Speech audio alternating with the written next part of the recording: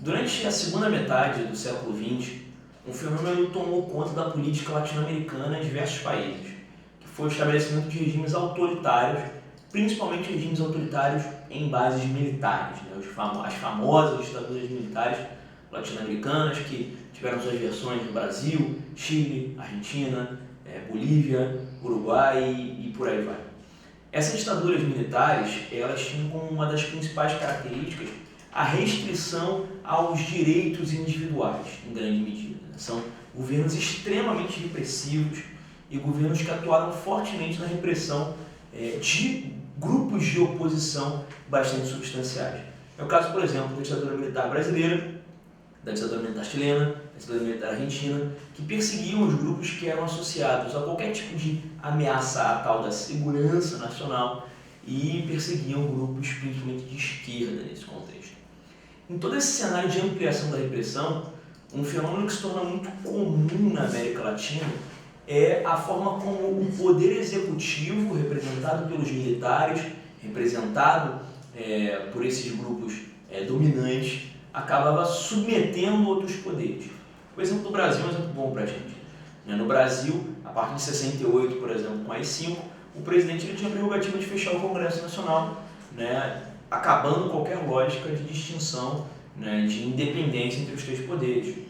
Além disso, o poder judiciário ele acabava atuando como um elemento legitimador do regime.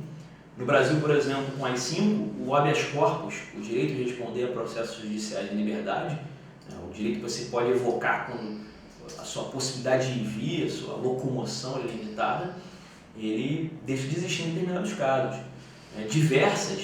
Milhares de pessoas passam a ser julgadas no Brasil, na Argentina, Chile e em outros países por tribunais militares. Aliás, até hoje no Brasil, você pode ser julgado por um tribunal militar, por exemplo, numa área de ocupação como uma UPP, que existe no Rio de Janeiro. Você pode, cometendo algum ilícito, ser julgado por um tribunal militar e não por um tribunal civil. É uma herança das ditaduras militares até os dias de hoje. Mas nessa época, milhares e milhares de pessoas são levadas aos tribunais militares que, evidentemente, eram muito mais coniventes com o regime e dificultavam ainda mais o acesso das pessoas à liberdade e direitos individuais. A nossa questão ela fala exatamente disso, falando sobre o caso do Chile. O judiciário contribuiu com a ditadura no Chile, diz juiz Guzmán Tapia. As cortes de apelação rejeitaram mais de 10 mil habeas corpus nos casos das pessoas desaparecidas. Nos tribunais militares, todas as causas foram concluídas com suspensões temporárias ou definitivas e os desaparecimentos políticos tiveram apenas trâmite formal na justiça. Assim, o Poder Judiciário contribuiu para que os agentes estatais ficassem impunes, ou seja, havia denúncia de crimes, os crimes eram levados aos tribunais, mas os tribunais lavavam as mãos e todo mundo ficava impune, os habeas corpus não eram concedidos, os agentes que praticavam repressão, desaparecimentos sumidos também não, então a vida que segue, tudo isso é eclipsado. E até hoje, em países como Chile e Brasil, essa situação se perpetua. Importante frisar, tortura nunca foi lei em nenhum desses países, nunca se legalizou a prática de tortura.